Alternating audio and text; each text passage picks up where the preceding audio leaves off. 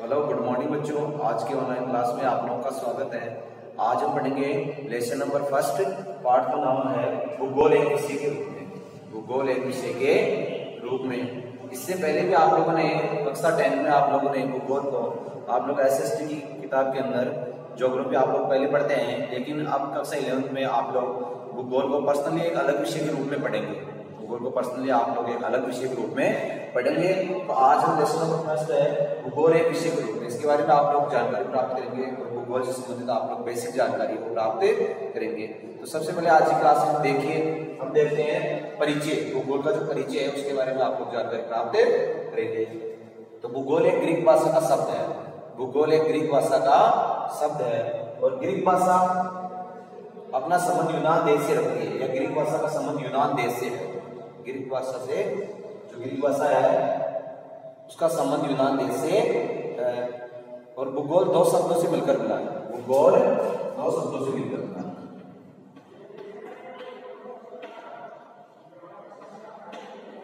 भूगोल दो शब्दों से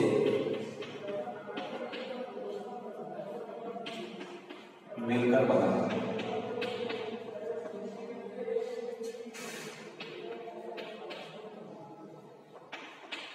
भूगोल दो शब्दों से मिलकर बना है। जियो प्लस ग्राफी। जियो प्लस ग्राफी।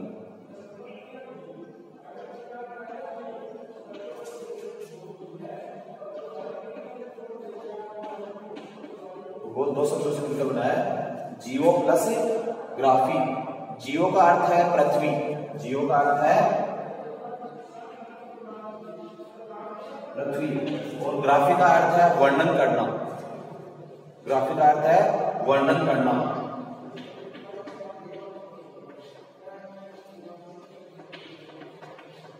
वर्णन करना अर्थात भूगोल का अर्थ है पृथ्वी का वर्णन करना।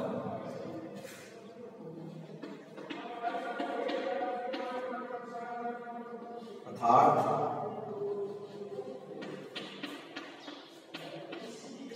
भूगोल का अर्थ है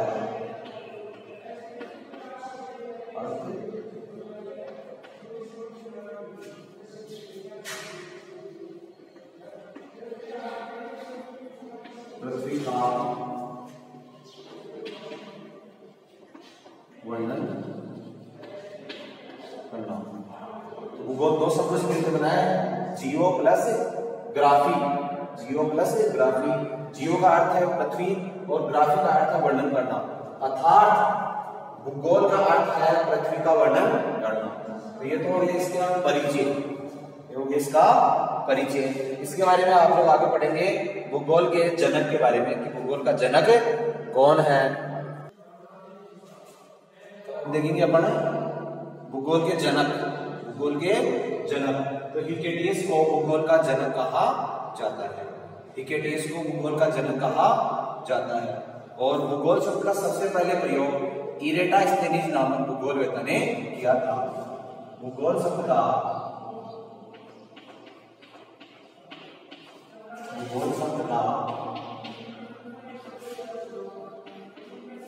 सबसे पहले प्रयोग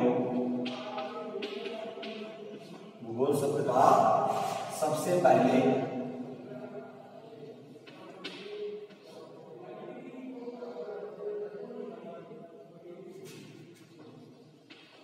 प्रयोग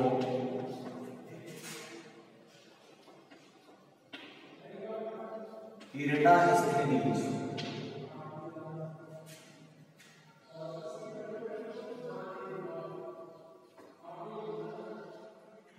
सबसे पहले प्रयोग इरेटास्थेनीज नामक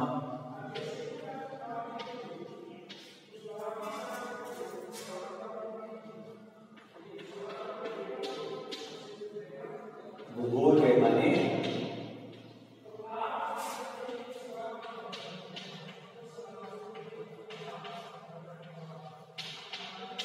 भूगोल शब्द का सबसे पहले प्रयोग इरेटास्थेनीज नामक भूगोलवेत्ता ने किया था। और आज का आधुनिक भूगोल का जनक हम्बोल्ट को आधुनिक भूगोल का जनक कहा जाता है।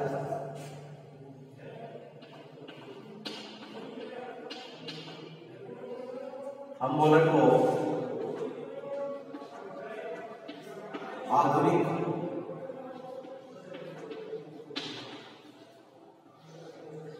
आधुनिक भूगोल का जनक, हम बोल रहे को आधुनिक भूगोल का जनक कहा जाता है।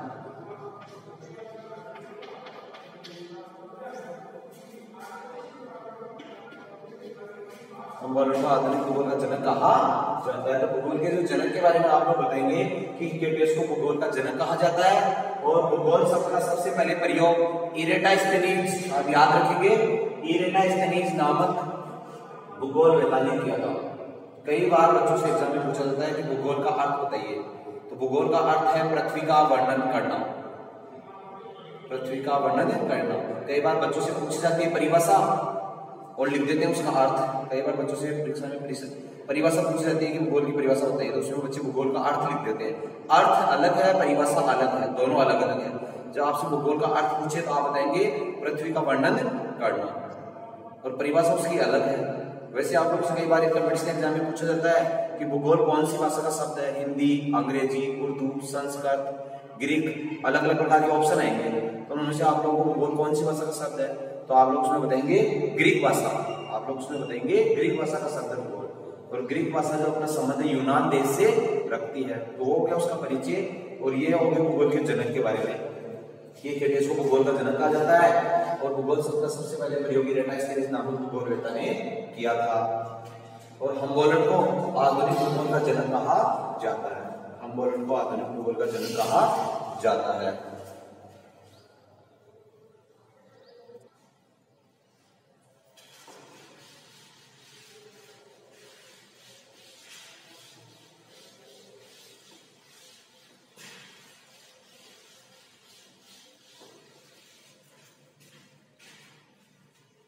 अगला टॉपिक है भूगोल की शाखाएं। भूगोल की शाखाएं,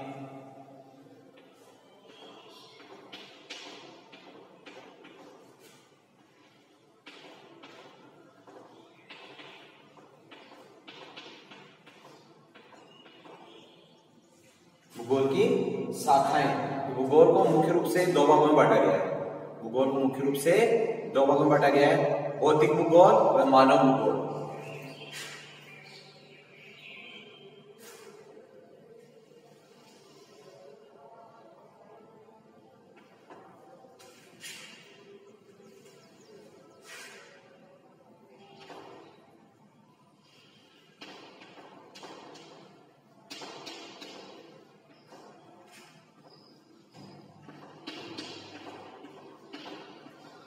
भौतिक भूगोल और मानव भूगोल।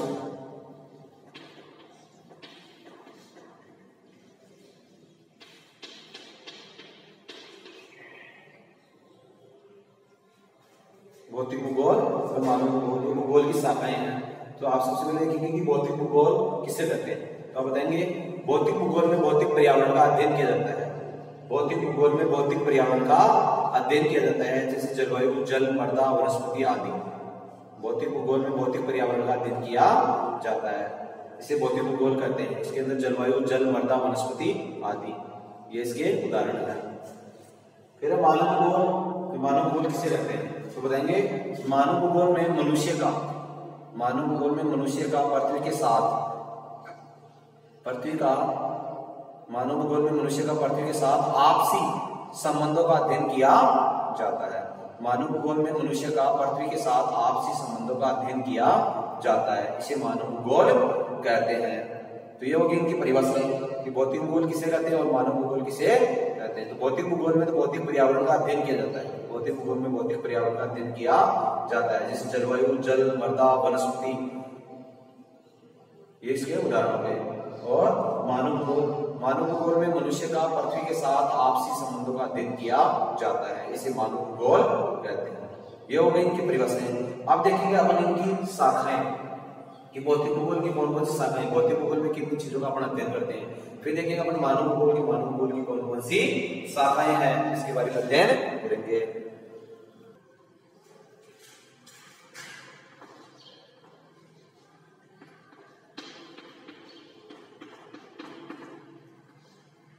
भूआकृति विज्ञान,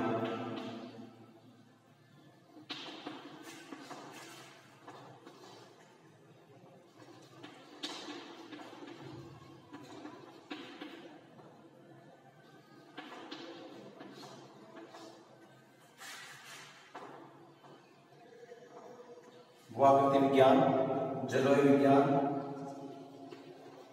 जल विज्ञान,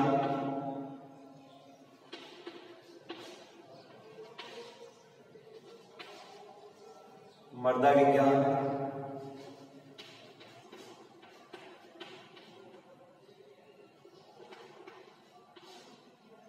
भूआकृति विज्ञान, जलवायु विज्ञान, जल विज्ञान, मृदा विज्ञान और पर्यावरण भूगोल, चिकित्सा भूगोल,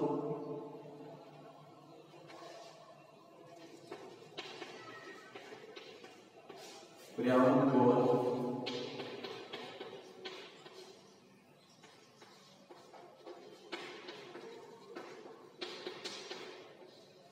चिकित्सा भूगोल, चिकित्सा भूगोल, समुद्र विज्ञान,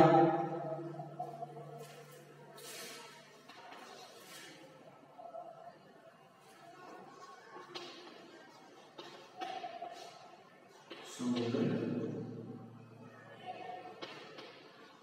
विज्ञान। ये तो हो गई इसकी भौतिक भूगोल की शाखाएं। और आगे देखेंगे अपना भाई मानव भूगोल की शाखाएं, मानव भूगोल की शाखाएं कौन कौन सी है।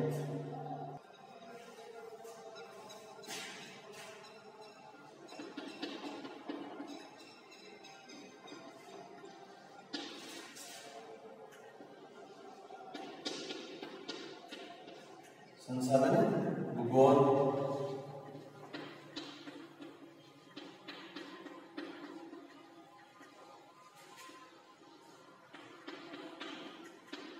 औद्योगिक भूगोल और परिवहन,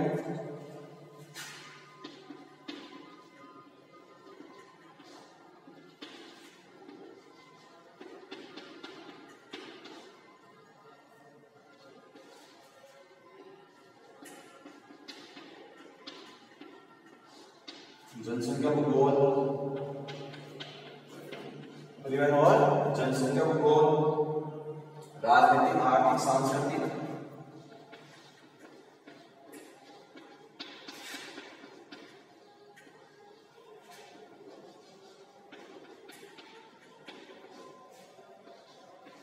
राजनीतिक भूगोल और सांस्कृतिक भूगोल।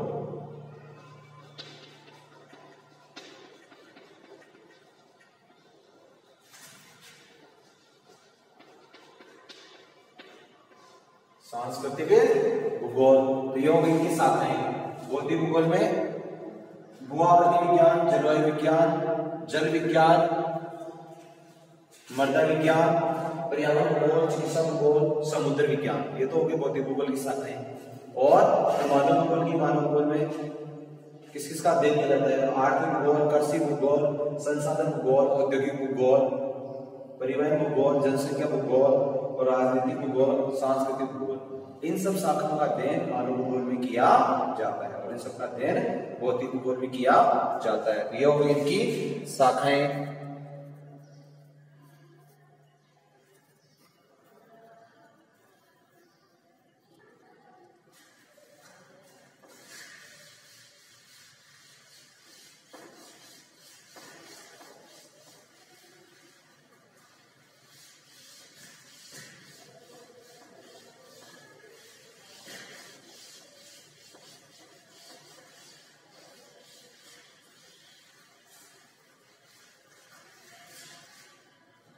अगला टॉपिक है भूगोल की परिभाषा। भूगोल की परिभाषा।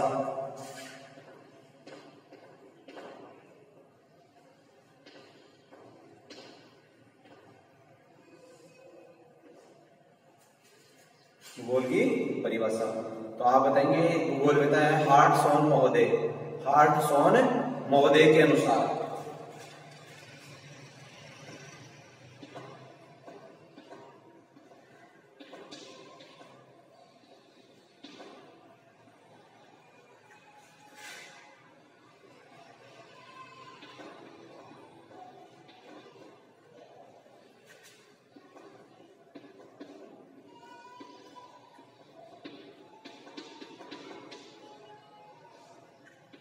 हार्टसॉन महोदय के अनुसार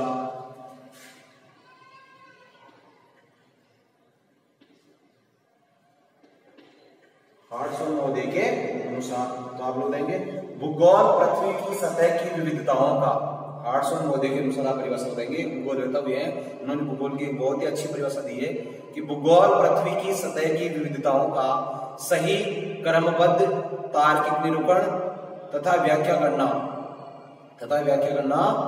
इसे भूगोल कहते हैं। भूगोल किसे कहते हैं? हार्टसन मोदी के अनुसार आप बताएंगे भूगोल पृथ्वी की सतह की विविधताओं का सही क्रमबद्ध तार्किक निरूपण तथा व्याख्या करना इसे भूगोल कहते हैं।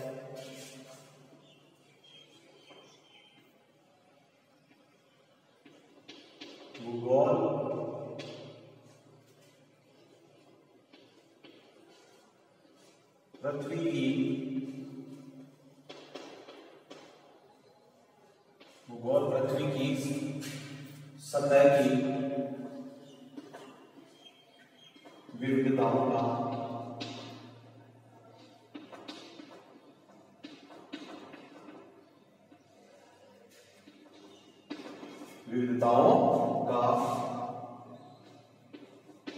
सही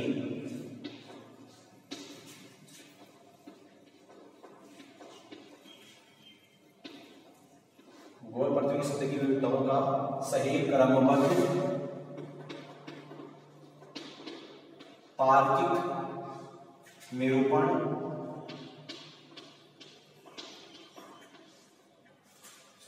तार्किक निरूपण तथा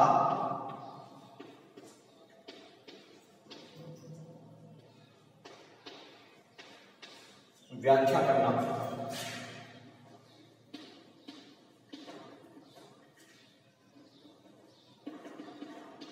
इसे भूगोल कहते हैं।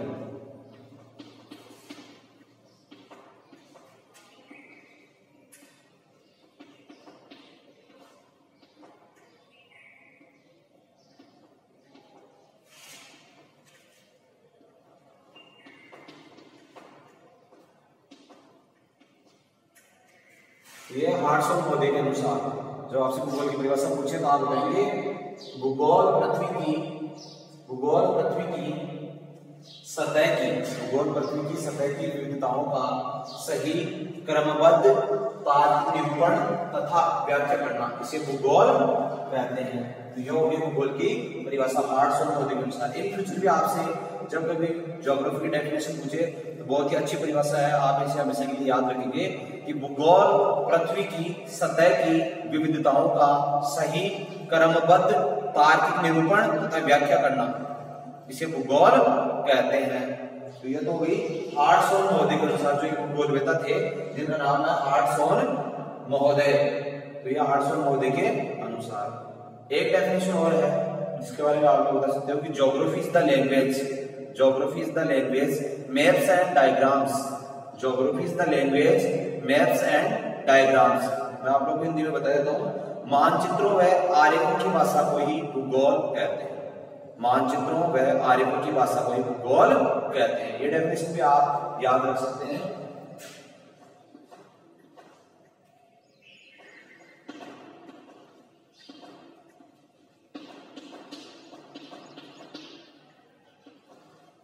मानचित्रों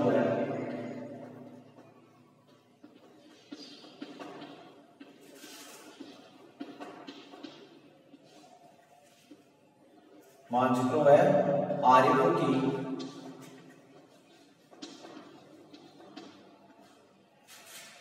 भाषा को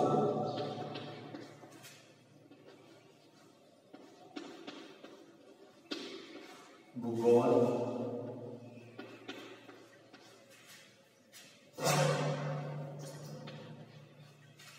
मानचित्रों व आरेखों की भाषा को भूगोल कहते हैं। मैंने आप लोगों को बताया कि geography is the language maps and diagrams. क्योंकि जो भूगोल है वो मानचित्रों के बिना और आरेखों के बिना अपने आप में अधूरी है। मानचित्रों के बिना और आरेखों के बिना भूगोल अपने आप में क्या है? अधूरी है। इसीलिए कहा जाता है कि geography is the language maps and diagrams, जिसको हिंदी में कहते हैं कि मानचित्रों व आरेखों की भाषा को ही भूगोल कहते हैं। ये होगी भूगोल की परिभाषाएं। दोनों परिभाषाएं आप अपने शुद्ध के हिसाब से याद रख सकते हो कि दोनों अलग अलग इसमें परिभाषाएं दे रखी है। तो ये होगी भूगोल की परिभाषाएं। आगे आप लोग देखेंगे कि भौतिक भूगोल के अंतर्गत स्थलमंडल, जलमंडल, वायुमंडल एवं जैवमंडल का अध्ययन किया जाता है। भौतिक भूगोल के अंतर्गत स्थलमंडल, जलमंडल, वायुमंडल एवं जैवमंडल का अध्ययन किया जाता है। सबसे पहले देखेंगे अपन स्थलमंडल। स्थलमंडल पृथ्वी तल पर स्थित सभी स्थल खंडों तथा उनके रूपों का अध्ययन मुख्य रूप से स्थलमंडल के अंतर्गत किया जाता है। स्थलमंडल के अंतर्गत किया जाता है। पृथ्वी का धरातल सभी जगह से समान न होकर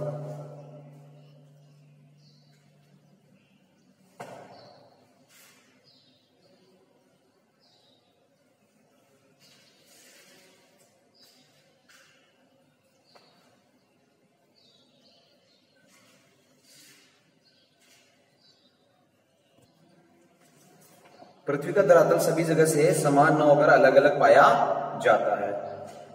भूगर्भीय शक्तियों द्वारा चट्टानों का निर्माण हुआ है और धरातल में कई विशाल मैदान, कहीं पर घाटियां पाई जाती है। तो ये हो गया स्थलमंडल के बारे में। फिर वायुमंडल, हमारे चारों ओर वायु के आवरण को वायुमंडल कहते हैं। वायुमंडल की गैसें हमारे लिए महत्वपूर्ण है। वायुमंडल में पाई जाने वाली गैसें हमारे लिए महत्वपूर्ण है। वायुमंडल में पाई जाने वाली गैसों में मुख्य रूप से नाइट्रोजन, ऑक्सीजन और कार्बन डाइऑक्साइड जो अधिक मात्रा में कैसे पाई जाती है। वायुमंडल में नाइट्रोजन 78% मात्रा में पाई जाती है और ऑक्सीजन 21% मात्रा में पाई जाती है और CO2 0.03% मात्रा में पाई जाती है। वायुमंडल की अल्पकालीन दशाओं को मौसम कहते हैं। वायुमंडल की जो अल्पकालीन दशाएं होती है उसे मौसम कहते हैं और मौसम की लंबी अवधि को जलवायु कहते हैं। वायुमंडलीय घटनाओं के अंतर्गत वायुमंडल की संरचना, संगठन, ऊंचाई, तापमान, वायुदाब, पवनों की गति, बादलों का बनना, वर्षा का बनना आदि को शामिल किया जाता है। फिर है जलमंडल। धरातल का 71% भाग जल से ढका हुआ है। धरातल का 71% भाग वो जल से ढका हुआ है।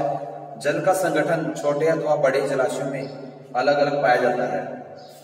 जलमंडल में विभिन्न प्रकार की गतियां पाई जाती है। जलमंडल में अनेक प्रकार की गतियां पाई जाती है। महासागर जैविक व अजैविक संसाधनों के भंडार है। महासागर जैविक व अजैविक संसाधनों के भंडार है। जलमंडल में समुद्री नीतल जल के भौतिक व रासायनिक गुणों का अध्ययन किया जाता है। फिर है जैवमंडल। धरातल पर वायुमंडल के मध्य मिट्टी, वनस्पति एवं जीव जंतुओं की परत के रूप में फैली हुई है। एक सक्रिय पेटी जीवमंडल कहलाती है। धरातल एवं वायुमंडल के मध्य मिट्टी, वनस्पति एवं जीव जंतुओं की एक परत के रूप में फैली हुई एक सक्रिय पेटी को जैवमंडल कहते हैं। जैवमंडल के अंतर्गत सभी प्रकार के जीवों, जिसमें मानव, वनस्पति को शामिल किया जाता है और मूल चट्टानों से मृदा का निर्माण होता है। समय की लंबी अवधि मिट्टियों को परिपक्वता प्रदान करती है। भौतिक भूगोल की जिस शाखा में तापमान, वायुदाब, पवनों की दिशा, गति, आर्द्रता, वायुराशियां, विक्षोभ आदि के विषय में अध्ययन किया जाता है उसे जलवायु विज्ञान कहते हैं। आगे का टॉपिक हम अगली क्लास में पढ़ेंगे। धन्यवाद।